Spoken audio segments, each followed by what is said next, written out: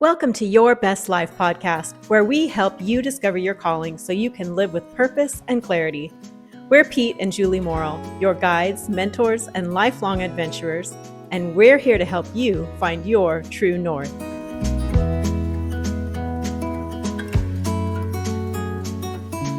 Hi folks, it's good to be with you again.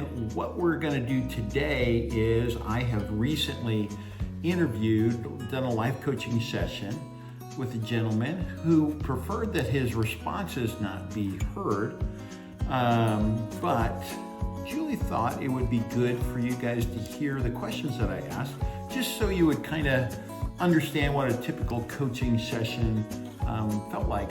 Julie, are there any other reasons that you felt like it would be good for them to hear those questions?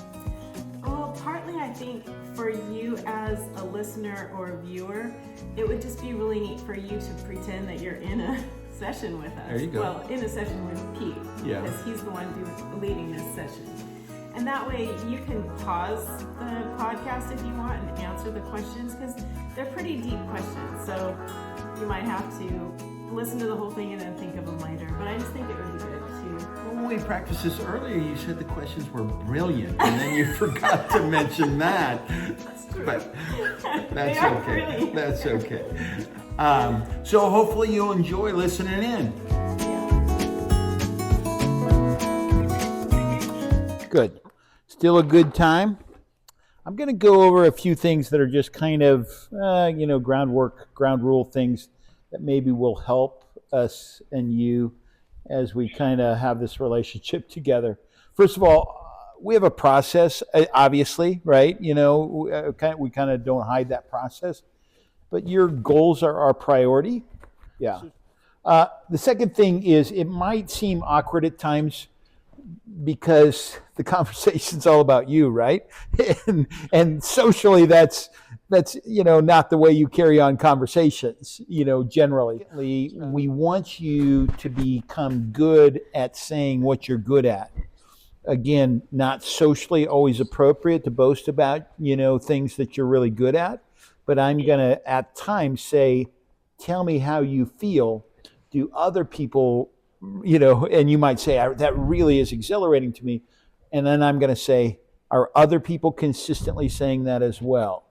And you need to be honest about that. If they are, great. If they're not, then you can say that. But we're not going to be humble. That's not the goal of this time. Gotcha. Third thing is Julie will be listening, occasionally participating. I'm here too. I'm guessing in this conversation, this first session, she will not be a major participant, but she may become a participant in later sessions, or she may even jump into this session a little bit. We're still trying to figure that out a little bit. So I'm leaving it mainly to Pete. Yeah. So you just give us a little bit of freedom to, okay.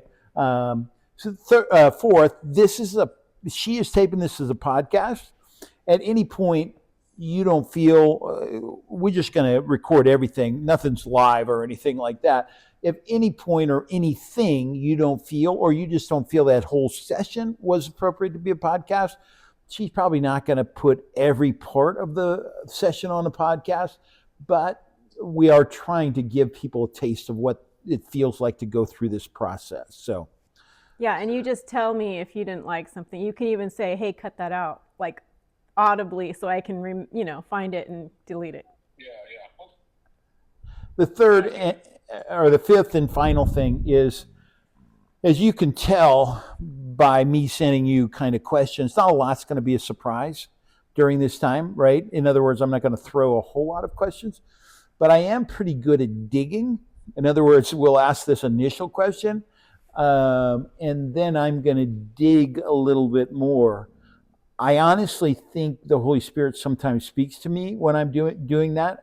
I don't want to say audibly, but I have felt like when I'm coaching people, sometimes I just need to stay on this point a little bit more, not because it's going by the script, but because I'm hearing a prompting, or I'm hearing a key revelation that I think you need to hear. And so sometimes, like I said, the questions probably won't I'm going to pretty much go by a script that you're going to be aware of. You're going to even review most of the time. But sometimes we're going to go off script when I feel like, oh, there's something there. There's a nugget there that we need to really make sure, has its opportunity to shine. Is probably the best way of saying it. Sound good? Sounds good. Okay. Sounds good. Thank you. Yeah. What's that? Julie likes to interrupt me right before I'm about to do something, but I'm just going to pray. We're very casual about prayers. We've become more casual the more our walk with God has More relaxed, matured. maybe is a better word to say. Okay, I like casual, but Okay. so Lord, we just want to give you this time. We feel like this process can change lives. We also feel like we all can do better at putting our talents in front of you and letting you kind of move those forward however you want to. And we don't know what that looks like. And so we just kind of open our hands to you and give you our talents and give you our time and give you our treasures and say, align those with your purpose. Amen. Amen. Amen. So now it's your turn. What are a couple things that you would like to get out of our coaching sessions? In car terminology, and I'm not a mechanic, so this is a big bluff. Is this a tune-up for you? Is this an overhaul, or are you buying a new car? Okay, good.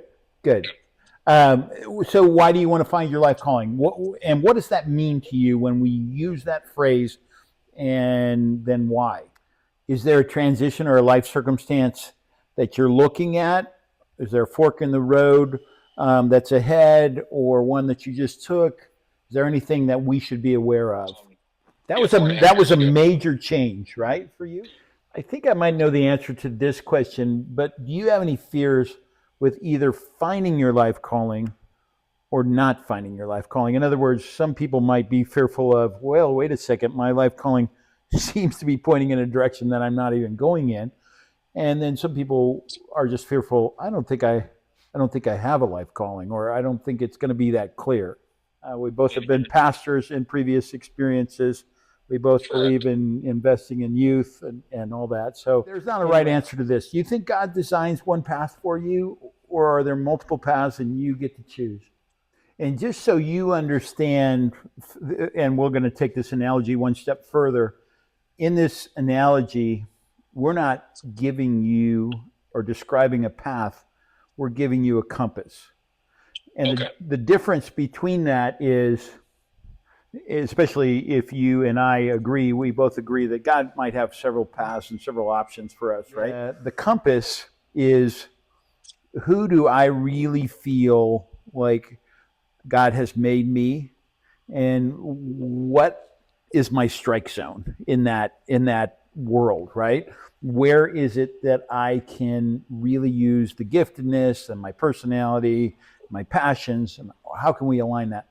And so, in my opinion, you could have radically different jobs, and you should still have a compass. And this compass should say, in this job, I should focus more on this because that is my strength and that's my calling. And in another job, it might look a little bit different, but for the most part, you're kind of doing the same things. So the difference between a path and a compass is, path could be a career, it could be a relationship, it could be a move or something like that. The compass is, you should always, whenever you get into that new place, you should always reorient your compass and say, now, who has God made me, and what am I going to do to make the most of that in this situation? So in my situation right now, as I went through this, I started orientating and started saying, does my path, my current path, line up with my calling? And I really had to say probably 40%, for a variety of different reasons. How much of your current path is going where your compass would send it? Not as much. Okay, so let's talk about that a little bit. When you say think, would you put, what description would you put on that word think? Does that mean worry? Does that mean plan? Does that mean work? Does that mean, what does that mean when you say think? I want to think less about my job. And I would guess you like that. You like the fact that you can discover where the opportunity is and then lean more into that direction and use your creativity and yeah, interesting.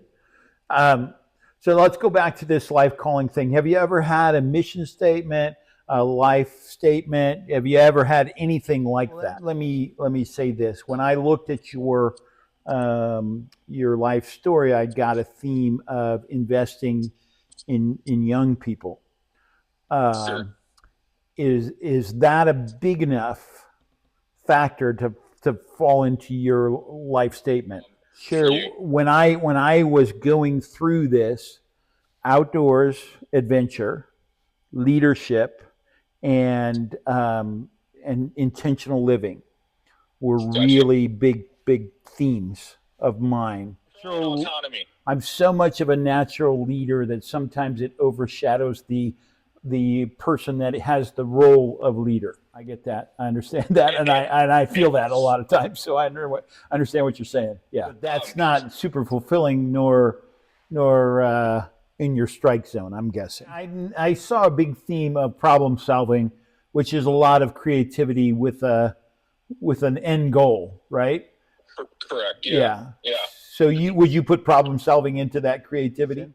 I want to connect well with the people I work with. I want creative problem solving. I want a community. I want to be able to develop a community. I don't want to bless others. Too. Well, and I would guess also your employees feel like almost family. And so today we're talking about your unique story. If you were telling your grandchild your unique story, how would you tell that child? So let me give you this scenario, and then I'm going to ask you to fill in some. So my dad knew that he was passing. He had a terminal illness that was going to take him in 3 to 5 years. Gotcha. And so he wrote probably a 6 or 7 page letter to my son, which was really a letter to everybody that knew him. And in that letter, he talked about his life story, and then he talked about what were the key things that he learned in that. And I was tapped to do his eulogy, and I largely just read that letter. Gotcha. So it's all said and done. This is Stephen Covey, right? It's all said and done. Your life is over. And what would you want your grandchild to know was important to you? As you can tell, I did not prepare. Well, no, these are we're off script right now. So now we're diving into your unique story, and we're diving into chat's evaluation or observations of your story. So there were 10 observations, right? That chat came up with. So the reason it's good that chat did it is because you're not offending me if you say, no, that is way off base. Totally. And you're also not promoting me if you say, wow, that really nailed it on the head.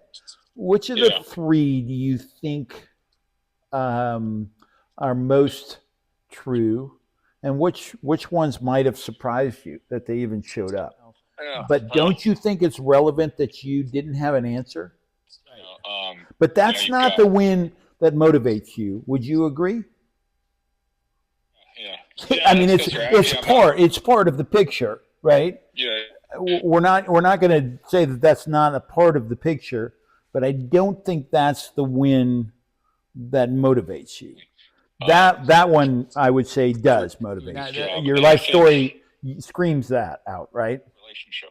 If you were to make a choice between being profitable and being more cohesive as a team, you would always choose to be more cohesive as a team. Am I right? It's not going to happen. There it is. I mean, that's exactly what I'm pointing at, is even if they're willing to pay you time and a half or double time, you're not going to take that job. Yes. Right. So chat listed several things, right? Which of those things gets you most excited about? Is that true? Is that a right observation for those two? Would it be, let me speculate and you tell me whether this is right or not. Is there too few significant milestones to accomplish in your current job or your current business? One of the things, but let me make an observation. You and I are somewhat on the same path here. And so let me make an observation, and it's exploring my own soul as well, is you've been in a more influential, more strategic, and more relationally satisfying role. And now you're in a very helpful, very service-oriented, but it doesn't really require your leadership or your strategic mind as much as what you've had before. And you're finding a little bit of a gap that kind of leaves you a little bit longing. You don't need to tell me if that's true or not, but that's true with my life right now. Sure. And I'm curious if it's true with you. And so the vision of that motivates you a little bit because it would put you more in your strike zone. And that's exactly where I'm thinking. So just so you know, we're on very similar tracks right now, because I'm in a business that has 2 employees. It's more manual labor and sales, very soft sales, but I feel under challenged. Gotcha. And is that the kennel? Yeah. And it's supplying good, we have people glowing that this is the next best member of their family. And so we're doing lots of really fun things. It's a fun job. Yeah. But it's only using probably 20% of what I think God has given me. And here's what I'm concerned for you with is don't over spiritualize.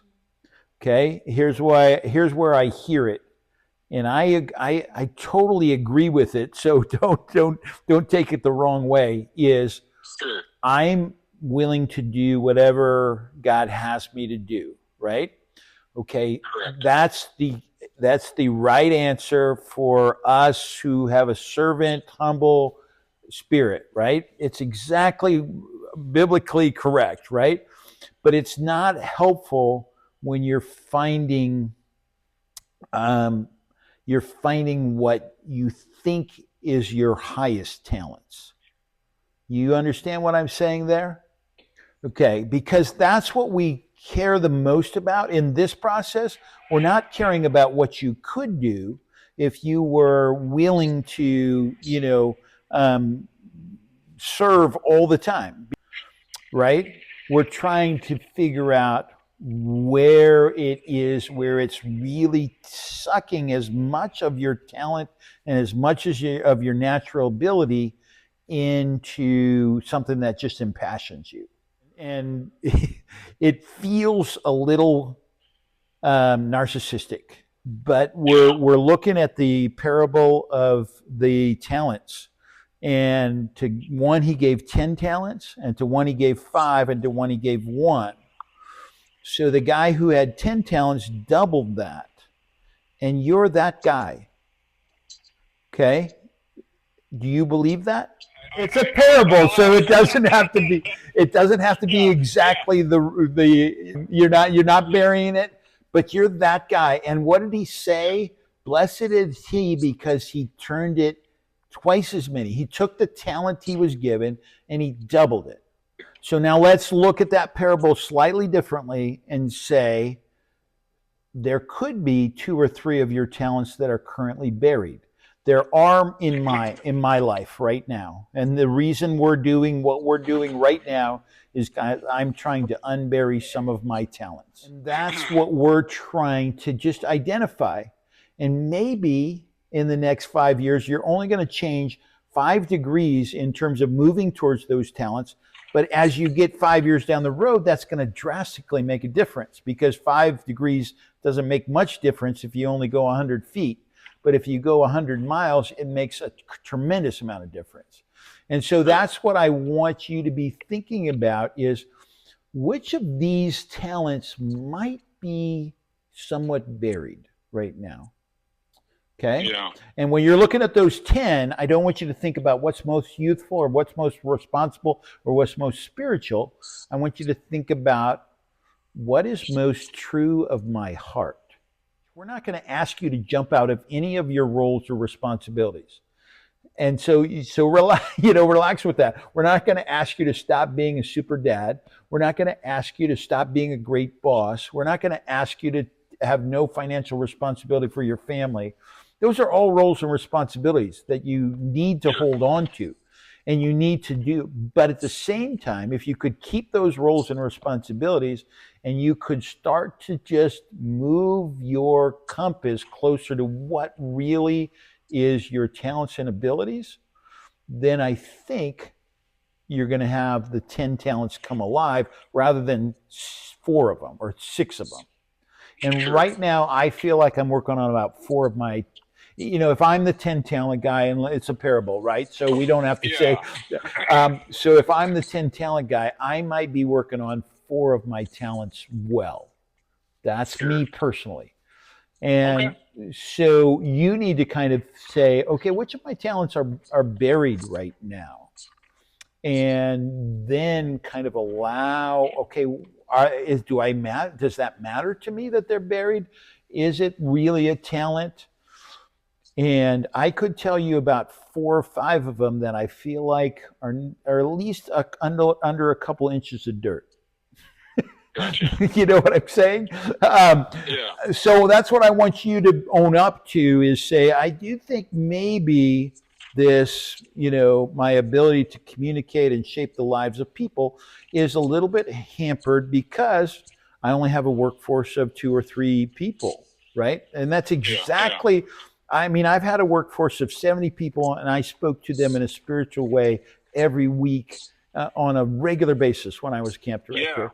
So I can really relate to this. So I'm not preaching to you I'm not trying to convict you. I'm trying to say, okay, let's both own up to this a little bit.